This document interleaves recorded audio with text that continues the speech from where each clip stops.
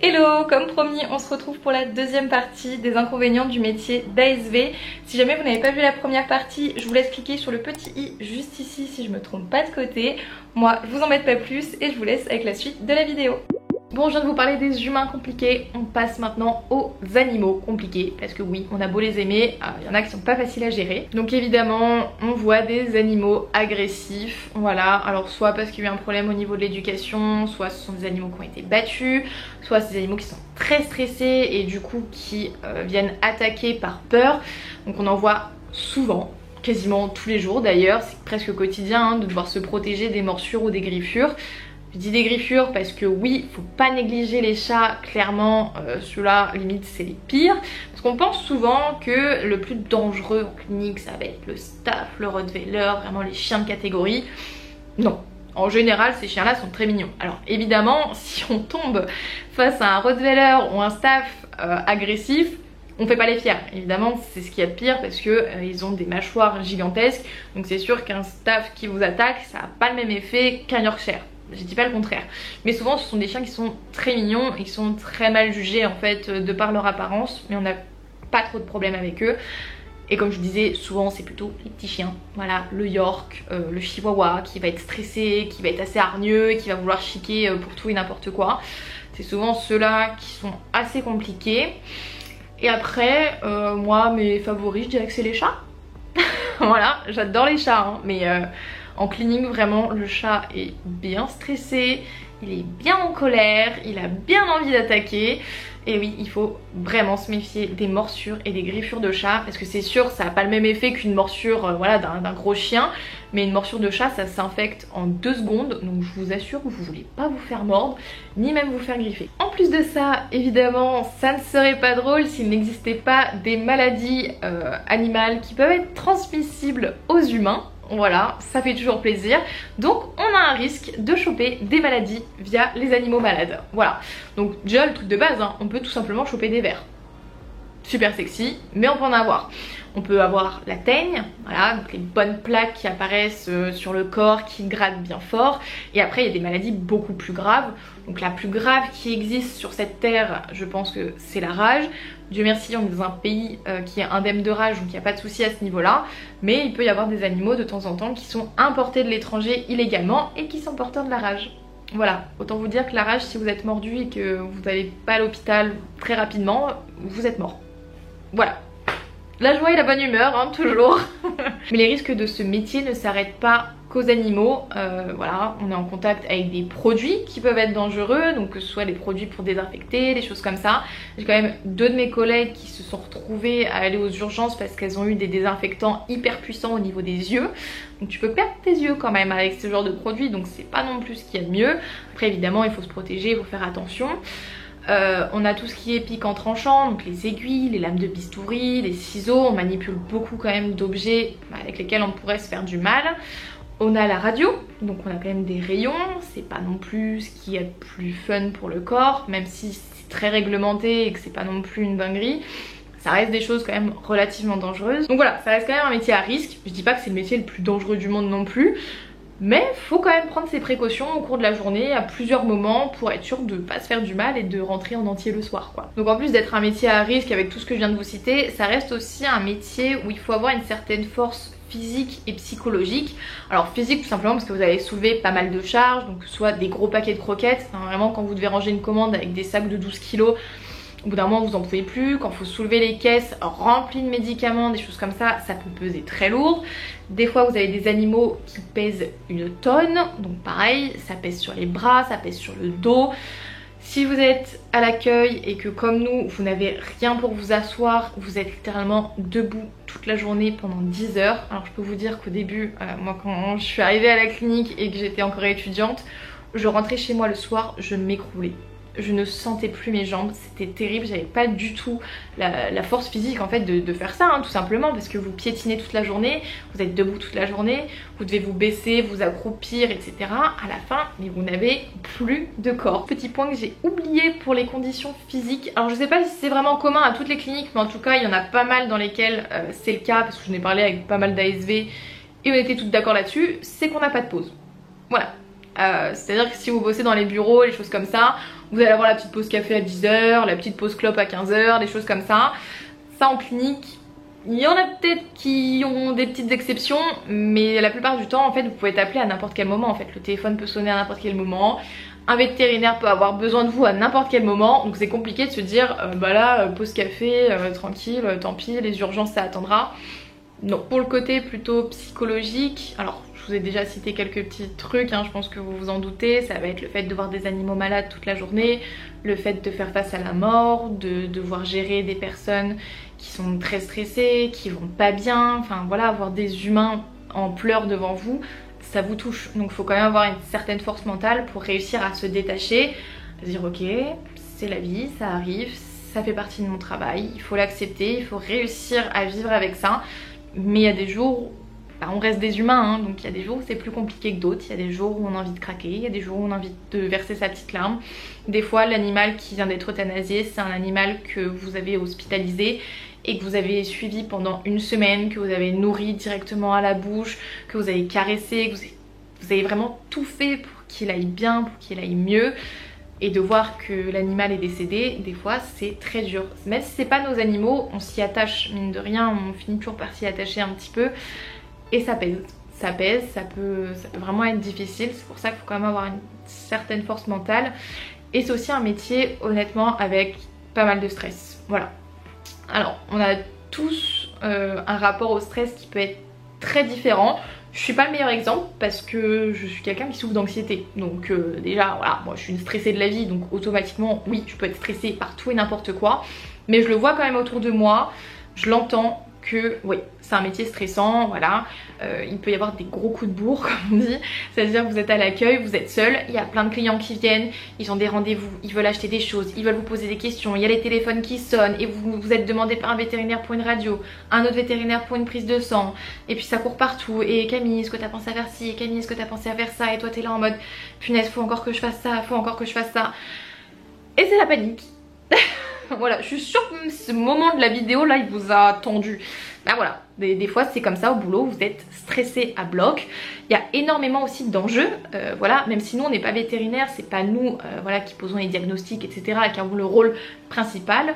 Il y a quand même un enjeu derrière, faut pas que vous vous trompiez dans les médicaments, faut pas que vous vous trompiez dans les dosages s'il faut que vous fassiez des dosages.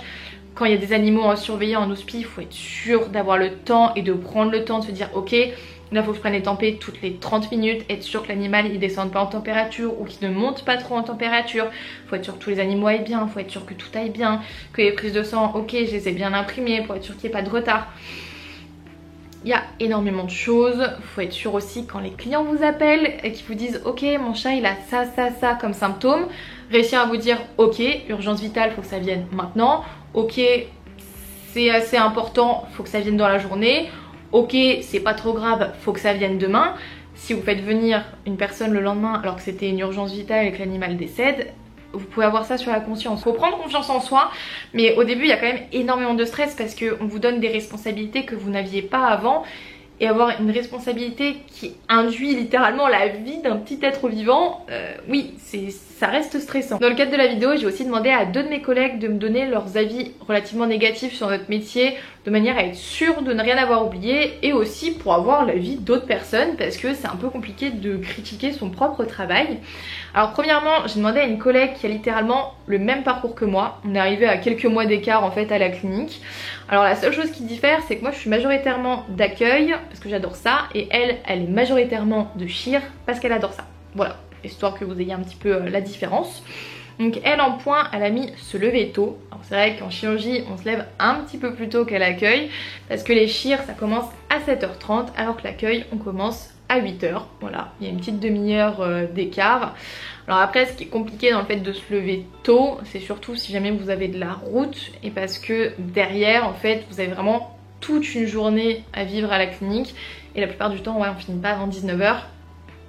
Ça fait mal, c'est vrai que quand on se lève tôt, souvent on n'en peut plus quoi, en fin de journée on est un peu capoute. Elle a aussi mis la paperasse, alors c'est vrai que elle qui est uniquement, enfin majoritairement de chir, je comprends que ce soit pas son truc la paperasse. Moi j'adore, voilà je suis d'accueil, c'est mon petit kiff, ça me détend, ça me gêne pas du tout. C'est vrai que je pouvais en parler dans les points de vue négatifs parce que peut-être que vous qui regardez cette vidéo vous ne supportez pas l'administratif, vous ne supportez pas les choses comme ça vous gonfle. Donc voilà, c'est vrai qu'on en fait notre métier et ça peut être un point négatif. Et dernier point, elle a mis pas de possibilité de monter les échelons. Alors ça c'est vrai que c'est quelque chose de chiant. On va pas se mentir, voilà, en fait quand vous êtes ASV, bah votre avenir professionnel il est fini quoi. Vous pouvez pas être au-dessus, vous pouvez pas passer vétérinaire, enfin, voilà, vous êtes assistante vétérinaire pour toujours et il n'y a pas de chose supérieure. Alors je mens parce que là ça vient de changer il y a même pas un an je crois. Il y a des formations maintenant qui sont faisables de manière à passer à échelon 5 plus 1. Voilà, vous faites une formation et du coup votre salaire sera augmenté, etc. Donc il y a quand même des formations qui font que vous pouvez être un petit peu au-dessus de ce que vous aviez, mais on n'a pas encore de formation pour devenir infirmière parce que voilà, énormément de pays en Europe en fait ont des infirmières vétérinaires et oui c'est très différent du métier d'ASV. Enfin, on peut pas être ASV par exemple à l'étranger parce qu'il n'y a pas d'équivalence, donc ça pareil c'est quelque chose de relativement embêtant parce que moi par exemple qui aime vivre à l'étranger, bah ça bloque, je peux pas faire mon métier ailleurs qu'en France. Pour la deuxième collègue, elle va me tuer si elle voit cette vidéo, je ne sais plus si elle m'avait dit qu'elle avait 20 ou 30 ans d'expérience dans le métier. Je crois que c'est 30 ans, donc autant vous dire que quoi qu'il advienne, elle a de l'expérience. Elle aussi, elle a mis en point négatif gérer les propriétaires. Vraiment quand je vous dis que l'humain c'est ce qu'il y a de plus complexe et qu'il faut pas le négliger, c'est pas des blagues. Elle a mis les animaux méchants. Voilà, sachant qu'il y a peu, en plus elle s'est fait mordre la pauvre, donc les 2 mains ont été mordues par un dog allemand. Si vous voyez pas ce que c'est un dog allemand, je vous laisse aller chercher sur internet, c'est gigantesque. Et en dernier point, elle a mis le téléphone, voilà. Alors c'est vrai que le téléphone, ça peut être un point très chiant et très négatif. Parce que quand vous avez plein de trucs à faire et que le téléphone, il sonne, vous le prenez, vous le posez, boum, il ressonne, ça rend dingue. Honnêtement, au bout d'un moment, on n'en peut plus, on est en mode arrête de sonner, laisse-nous faire nos tâches, on ne peut pas être derrière le téléphone tout le temps. Et pour vous dire à quel point moi ça m'a matrixé au début, quand je rentrais chez moi le soir, des fois j'entendais le téléphone sonner dans mon appart. Et je suis pas la seule, hein. Il y a des collègues à qui c'est arrivé aussi, où on est en mode putain il y a le téléphone qui sonne. Non, non Camille, tu es chez toi, tu as fini ta journée de boulot, le téléphone n'est pas en train de sonner, non. Enfin voilà. C'était les petits points négatifs de mes collègues, je trouvais ça sympa aussi d'avoir l'avis d'autres personnes. Mais j'ai pas fini sur les autres points, dans le sens où je vais vous parler juste après du salaire et aussi évidemment un petit peu de positif parce qu'on va pas terminer sur un truc aussi négatif, faut pas déconner. Alors pour les salaires, c'est pas moi de juger si c'est du négatif ou du positif, donc c'est le point neutre, voilà. Faut pas oublier que c'est que 2 années d'alternance pour devenir ASV, c'est pas des années et des années d'études. Donc là je vais vous citer les salaires bruts, donc juste de l'échelon 4 et de l'échelon 5 parce que c'est ce qui correspond en fait au métier entre guillemets d'ASV. Donc l'échelon 4 on est à 1966 € brut, donc ça c'est vraiment le salaire minimum, vous pouvez pas toucher en dessous. Et pour l'échelon 5 c'est 2088 € brut, voilà. À savoir que maintenant du coup il y a des formations qui font que vous pouvez passer échelon 5 plus une formation. Donc là vous passez à 2140 € et 20 centimes, voilà, en salaire brut, toujours. Donc bon, à vous de juger si c'est du positif, du négatif, c'est pas à moi de vous le dire. Bon, on finit quand même sur une petite touche de positif, hein. Je vais pas vous laisser sur que du négatif parce que évidemment, vous en doutez bien, si je fais ce métier, c'est qu'il y a une raison. Clairement, c'est ma passion, j'adore mon travail, j'aurais pas pu rêver mieux que de faire ASV. Donc je pense que si vous regardez cette vidéo, c'est que vous êtes tout aussi passionné que moi. Donc voilà, faut aimer bosser dans le médical, c'est certain, faut aimer les animaux, faut aimer le contact humain, faut aimer tout ça. Mais à partir du moment où il y a tout ce petit cocktail et que c'est votre passion, vous pouvez pas rêver mieux. Très sincèrement, c'est très plaisant parce que le matin, vous savez pourquoi vous vous levez, vous êtes contente de vous lever. La plupart du temps, bah, automatiquement, vous bossez avec des personnes qui sont passionné aussi par ce métier, donc vous vous retrouvez vraiment avec des personnes avec qui vous vous entendez bien, donc l'ambiance est plutôt cool. Enfin voilà, vous voyez des animaux toute la journée, enfin c'est le rêve, très sincèrement. Oui, je dis qu'il y a des animaux malades, mais à côté de ça il y a des animaux, vous finissez par les connaître, par les reconnaître. Pareil pour les personnes, il y aura toujours votre petite mamie que vous adorez ou des personnes de votre âge qui vont commencer à devenir vos amis. C'est le but aussi des clientèles, c'est que vous voyez du monde, vous vous attachez. Donc c'est quand même hyper important et c'est un métier qui est très intéressant et qui fait vraiment du bien, sachant qu'on se sent utile en plus de ça, parce que voilà, c'est pas juste le métier où on se lève le matin, on sait pas trop pourquoi, on fait un truc, on sait pas trop pourquoi, c'est juste parce qu'il faut être payé à la fin du mois. Nous on se sent utile, on aide les animaux, on fait quelque chose qui a du sens pour nous en fait. Donc bon, on va dire, c'est pour ça que le salaire je pouvais pas le mettre dans le négatif parce que je sais qu'il y a certaines personnes qui vont dire quoi, mais que 1700 €, que machin, c'est très peu pour un salaire net. Quand on vit de sa passion, honnêtement, non. Non, parce qu'il y en a beaucoup, je pense, qui rêveraient de faire ce métier, même gratuitement, qui rêveraient de passer juste une journée à la clinique pour pouvoir aider les animaux. Donc non, on n'est pas à plaindre et c'est vraiment un métier qui est magnifique. Donc si vous hésitez à vous lancer et que tous les aspects négatifs que j'ai cités ne vous font pas peur, honnêtement, mais n'hésitez pas. Voilà, lancez-vous, c'est un métier qui est incroyable. Certes, c'est un métier qui est relativement bouché, il y a beaucoup de personnes qui veulent faire ça. Mais je vous le souhaite de réussir, je vous souhaite de vous épanouir dans ce métier parce que c'est la meilleure des choses qui puissent vous arriver. Moi du coup je vais vous laisser là-dessus. Comme je vous ai dit, c'est ma dernière vidéo à la clinique parce que mon CDI se finit le 31 juillet. Je vais pleurer comme une madeleine, hein. Très clairement. Ma clinique va me manquer, mes collègues vont me manquer, mes employeurs, ils étaient juste incroyables. Enfin honnêtement, je tombais dans une clinique juste magnifique. Si jamais il y a des collègues ou quoi qui passent par là, plein de bisous parce que quand vous allez voir cette vidéo, je serai plus à la clinique. Rien que de le dire là, ça me touche, mais je sais que j'ai pleuré comme une madeleine de toute façon, donc voilà. Mais bon, n'hésitez pas si vous voulez d'autres vidéos, si vous avez des questions, vraiment, je suis totalement disponible. Je peux mettre du temps à répondre parce que je travaille toujours là au moment où je filme, donc c'est vrai que des fois vous m'envoyez des messages et je mets un petit peu de temps. Mais vraiment, je vous assure, ça me fait trop plaisir de vous répondre et de vous aider dans vos démarches ou quoi que ce soit. Je vous embête pas plus parce que j'ai beaucoup parlé encore, mais j'espère que ça vous plaît. J'ai l'impression en tout cas que les vidéos ASV vous plaisent beaucoup. Donc je vous dis à la semaine prochaine pour une autre vidéo. Et sur ce, je rentre.